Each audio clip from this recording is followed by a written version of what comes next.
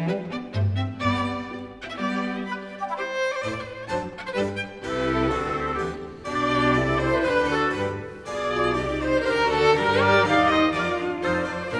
welcome to Parade of Paws. I'm Officer Thomas Anderson of the Casa Grande Police Department, and here with me is Lisa Hartwell, Animal Control Officer with the Animal Care and Adoption Center here in Casa Grande.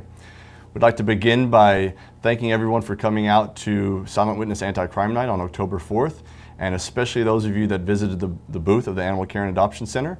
We had quite a few visitors from what I understand, and we were very fortunate to adopt out Destiny, a 4-year-old Chihuahua, and we wish Destiny and her new family the best of luck. So we have quite a few, or a few cats, but quite a few dogs after that to showcase today, correct, Lisa? Yes. Okay, well, let's begin. Okay. Our first one is Larry. He is our cat, a domestic short hair, orange tabby. He's neutered, and he's about a year old, and he's just a lover. He's just a, we call it kind of a junior cat. He's still very young, has a lot of discovering to do, a lot of adventures in him. And so if anybody wants a really fun, playful kitty, he's still a kitty even though he's a big guy. And I think he's growing still. He's still growing. That's Larry.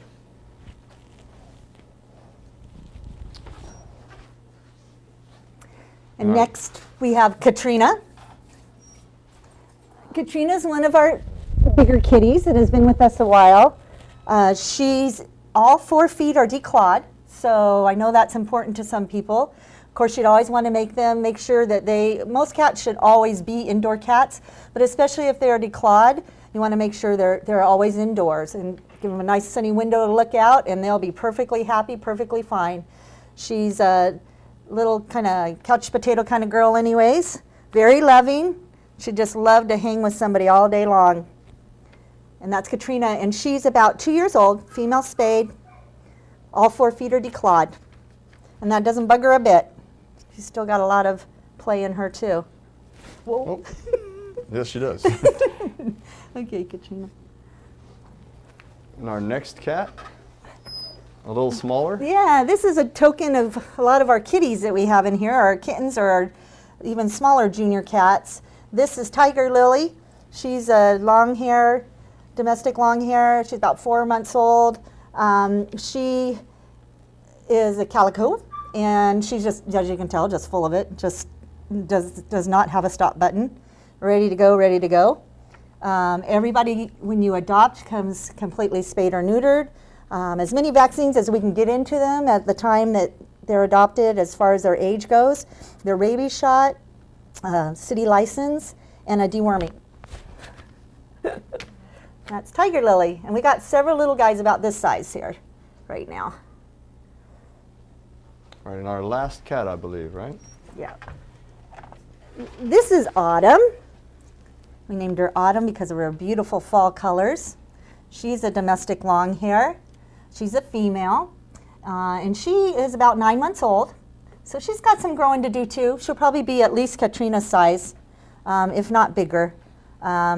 Everybody's just anxious just to play and go. So you need a little life in your life, you need to come get one of our cats because they will definitely keep it going. And that's Autumn. So as we transition to our dogs, we'll take a moment to talk about Halloween, our upcoming holidays. Yep, Halloween, fun time for the kids, fun time for the animals. It can be a very dangerous time for the animals too. You need to be thinking that even before that door opens and trick-or-treaters start coming or going, that those animals are put away. It's a good time to get your animal to go out the door when somebody's not looking or go out behind the kids. Want to make sure they have at all times, should always anyways, but have their license and tags on. Something so we can get them home. Microchipping is not a bad idea. If you're interested in that, you can give the shelter a call, and we can give you some more information about that and how you can get that done. But licensing, have a tag on, some sort of ID, so we can get those animals home to you. Other dangers are, obviously there's going to be candy around. I remember when I was a kid, you come home, you dump it all out. Everybody gets into it, shares it. Well, the animals are going to be right in the middle of it too. Cellophane, chocolate.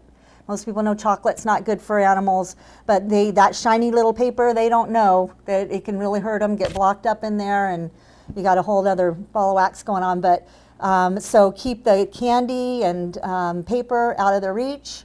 Really think about it if you're going to put costumes on your animals. It may be fun for you, but not so much fun for them. There are some that just love it, and they're just regular hams. So, but think about what you put on them and that it's comfortable, not too tight. Just get your photos done and be over it, okay? So, but that's main things. Let me ask you one more question about Halloween also. What about having a jack-o'-lantern like out in front of your house or on your front porch? And obviously there's a lit flame inside of a pumpkin, which probably seems a little bit edible to those. Right. Well, if your animals are put away like they should be, then you're probably not a lot of risk. But just common sense with that. Even the next day, if the dog thinks that something's spongy, going to eat the pumpkin, crack it open, you can get a little tummy issues. May just do fine, but yeah, just think about that. Make sure the animals are put away is probably your best bet, and then save the holiday for the people. Excellent. Great safety tips for pet parents on Halloween. Let's move on to our dogs. Okay, our next one is Ross. Come here, Ross. Come here, Ross. Oh, come here. Ross is a little camera shy, but he does walk on the leash. We've been working with him. Come here, Ross. Come on, it's okay. Ross, he looks like he's going to be a huge dog. We actually had these guys since they were puppies, and he looks like he's got some Rottweiler colors in him, which is obviously a big dog. But his mother, we know, was a white terrier, so no higher than my knees. So I really think he's not going to be much bigger. So if you like the look of a big dog but a small dog body, this would be Ross. He's about 5 months old. He's gone through all of his puppy shots. He's learning really fast. Everything we're teaching him, he's very eager. He likes other dogs. So we've paired him up with several different dogs, and he's really good with them. Still has a lot of puppy. So if somebody wants somebody to run with them or somebody for the kids, he's a good age for that, to get going with the family. That's Ross. Okay, this is Mr. Banks. He is Ross's roommate sometimes. He's a terrier mix, and Mr. Banks he's about 5 months too, just male. Just a nice little happy guy. He's acting kind of shy here, but he is full of life, I'm telling you. So again, that's Mr. Banks, and he's a terrier mix, about 5 months old. All right. So I think, if I'm guessing right, you've got a few big dogs we're going to be seeing today also, We do. right? We have a couple big ones coming out here. Okay, this is Cliff. Cliff is a hound mix, and he is a lover. He doesn't know he's a big dog. If he could be on your lap and snuggle with you, he would. Yeah. He has the hound talk, which is the baying that they call it, when he gets excited or when the sirens go. So, but he's a nice dog. He's about a year old, a male. Very eager also to just do whatever you want him to do. He'd be a good family dog, very good family dog. That's Cliff. Okay. We've got Coco. Coco, our best guess, is possibly a Great Pyrenees mix, maybe some collie. And Coco's had some training too. Can you sit, Coco? Can you sit? No? Okay. We're all excited. It has been around kids. I would probably say older kids for Coco, bigger kids, just because he is so big and he doesn't know his strength. He doesn't know how big he is. He does like to jump up. I think somebody thought that was cute and let him do it, but as a small child, he would knock down and be a little intimidating. But this is Coco. He's a good boy. He's a neutered male, and he's about 4 years old. Okay. He is housebroken too. Seems to keep his kennel very clean. He's one of the ones that will keep a very clean kennel. See how he likes to jump up. Hi, Coco. Very friendly. Okay, Coco, come on. Now, I think I've met our next dog before, and our Yeah? next dog, from what I've heard, is a big hit in our community already. Yes, if anybody went to the anti-crime night, you met Gunner. Gunner is a shepherd mix. He's a neutered male.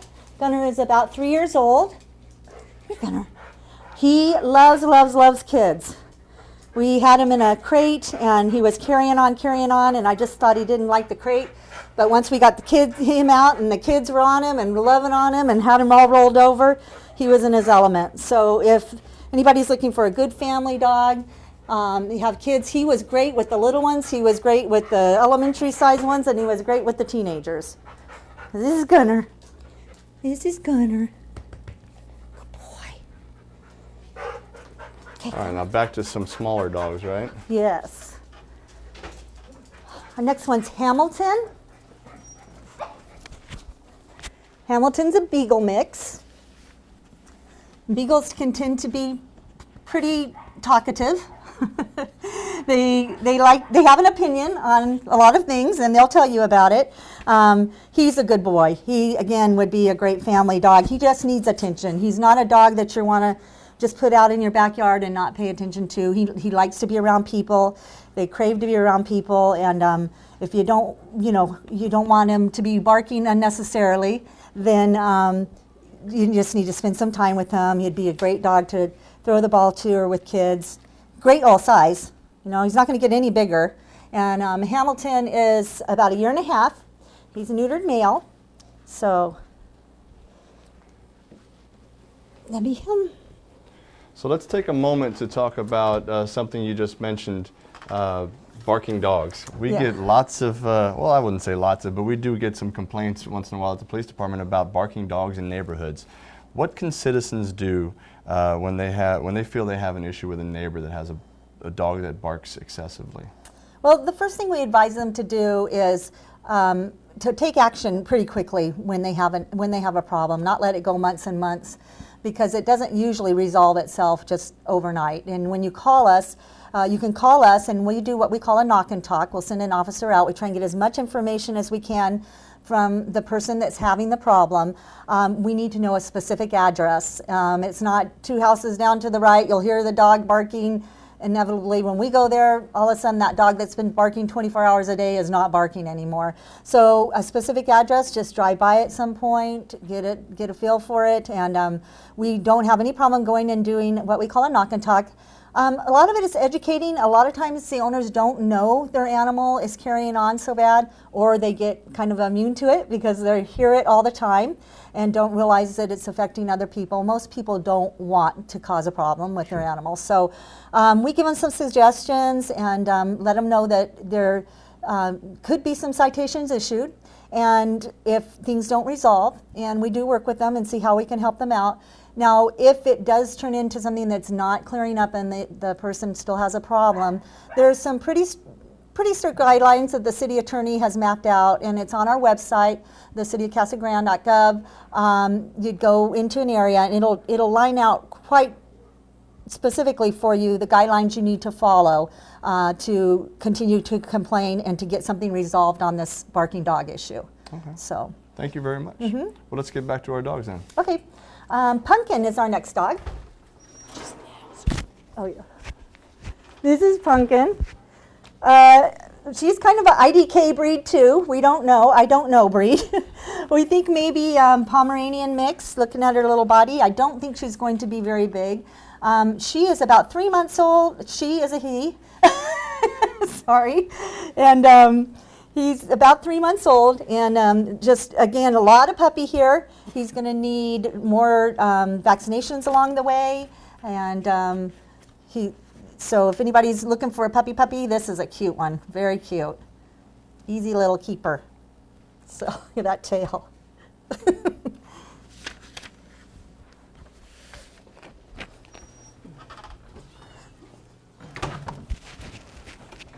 Next we have Signal. Can kind of tell why we named her Signal.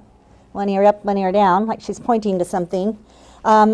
She is, we believe, possibly a terrier type mix, maybe cattle dog mix, maybe a little bit of Amstaff in there. Not quite sure. Sometimes we don't know the breeds when they come in, and sometimes we can kind of get a little bit more as we see their behavior. Different breeds act different ways. But she is a female, and she is about 4 months old. And so right now we're just calling her a terrier mix. I don't think she's going to be huge. Looking at the size of her paws, I think she's going to be medium size, maybe a little bit more.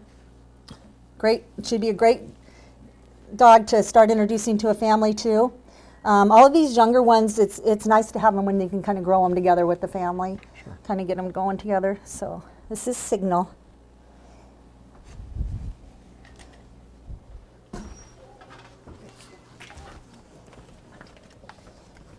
This is my wild child. This is Jocko. Jocko, we're calling a Jack Russell Terrier mix. Happy little dog. Jocko is a male. He's about 3 months old, and he is just full of energy. What else can I say about Jocko? Puppy. He wants to play. He wants to just go for it. So, yeah. So you see, we don't just have big dogs, just mixed breeds. We've got all kinds. We've got the little guys and the puppies and the adults too. So, okay, Jocko.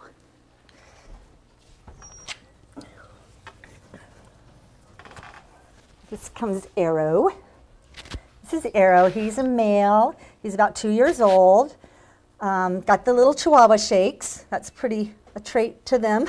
He's a good little boy. He's done real well with other dogs so far too.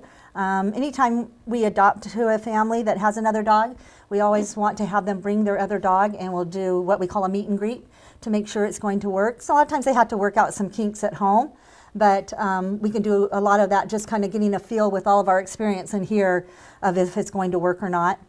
So we usually have lots of Chihuahuas, so this is one of our token Chihuahuas if somebody wants a nice little dog for the house. Well, before we see our last dog, let me ask you a little bit about our change of weather. Obviously, we're enjoying a little bit of change of weather here. How does that affect our pets? What should we take into consideration? Well, yes, they have fur, but they're still going to be cold.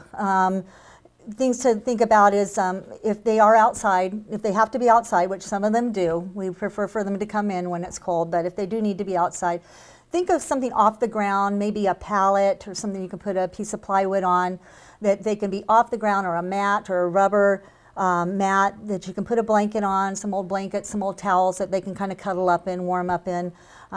Different types of kennels are good. The igloo kennels are really good for this time of year. Where they can be honed in with that wind and things. This is the time of year where once we get this cooler weather and wind, then the gates are open and we're getting dogs loose all the time. So windy days are our busiest days. Sure. So think about that. Think about if it's cold for you, it's cold for them too, whether they've got fur or not. Listen to the warnings on TV when they say there's going to be a freeze warning. So we get them here in the desert. And then bring your animals in, or make special arrangements for them, extra blankets or more secured areas around their kennel where the air can't blow through, some plywood, things like that. Great advice. And we have one more dog, right? We have one more dog, and this is Marbles. Marbles is a Catahoula mix. Marbles is a female, and she is about 3 months old, and she's a cute little dog. She's kind of a little slinker. She's like a little sea lion, we call her. And she just goes low to the ground and just kind of stays and growls. But she's a cute dog, ready to be trained, ready to be loved. She likes the ball, she likes toys. And see her pretty little leopard spots. That's a Catahoula trait right there. So she's ready again. Just doesn't need to be here any longer. She says, I'm done. I'm ready to get my forever home. So this is Marbles. It's her marble coloring. And I think that's about it with her. Yeah. So that's our last dog. Some great cats and great dogs we've showcased. How about you tell us a little bit, Lisa, about how someone can adopt and what the process is for spaying and neutering, low-cost spaying and neutering here. Okay. With our adoptions, we love to show the animals at any time. I mean, that is what we're here for as far as getting them their forever homes. Unfortunately, we're a little hard to catch sometimes, so bear with us. And if you call 426-9300, leave us a message. One of us will get back with you, or one of our volunteers will get back with you, and we'll set up a time for you to come in. And then any animal, as I said before, goes out, spayed, neutered, their vaccines, dewormed. We want it to work. We want it to work for them and for you. So we have all kinds of suggestions and lots of experience through all of us that we can help make it work. And as far as your own animals with spaying and neutering, there's a couple programs. We have a low-cost spay and neuter program in place right now. It takes a big chunk of the cost off. If somebody's interested in that, they can call us. Again, the 520-426-9300 and ask us about that. Leave a message and we'll get back with you. And then we're also waiting to hear about our voucher program, and that is with the license plate program. That goes through a grant, and we should hear probably in the next month or so if we got that grant. We got it the past 2 years, and we were able to help, oh gosh, over a couple hundred animals get spayed and neutered. So that is a no-cost program, and all they'll have to do is have a rabies shot that they'll have to purchase for like $10. So that we hope to help a lot more people this year. And if you wanted to call towards the end of November, we'll be able to let you know about that and when that's coming on. Okay, that sounds like a great program, a great opportunity. Hopefully that comes through for you, right? Yep, yeah, okay. It helps a lot. Okay, Lisa, that was a great showcase of the 4 cats and 11 dogs that we just saw. Thank you very much. But I do understand that you have one special surprise guest for us. Is that right? I do. All right, well, let's see who that is. Okay. This is Camille. She is a ball python, and she's actually grown since we've had her. She's about 2 years old, and she was found as a stray. Like I said, she was obviously got away from somebody because she's a pet, and she... She's wrapped around your neck pretty good. You're braver than I am. She was on top of their pet rat cage that she had outside on her patio, so obviously she was a little bit hungry. But they do make great pets, I'm told. And, oh, it's okay. It's all right. I know. She's a little camera shy. It's okay. So now what type of snake is she? She's a ball python.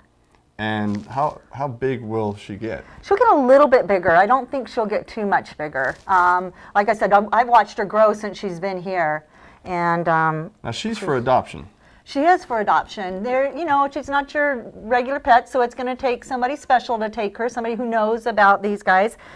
They usually require a pretty big tank or a terrarium or aquarium to keep them in. They like the heat and the warmth. That's why she's wrapped around me now, is because it's warm.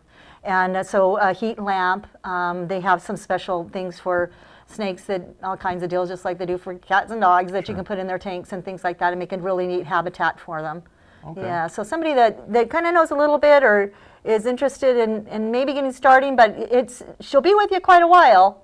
Not real sure their age, how long they live, but I do believe she'll be with you a while. So now you said something really important, that it's not just like having a cat or a dog. This is serious. This is not a toy. This is a serious pet. You need to take it seriously. Right. They're probably a lot cleaner than a cat or a dog, a lot less upkeep. But yeah, it's not something that you're going to be taking for walks too much or anything like that. It's going to be a house pet, and you need to respect it. And yeah. And how long is she? Can you take her off your neck there, or do you really try. like her there?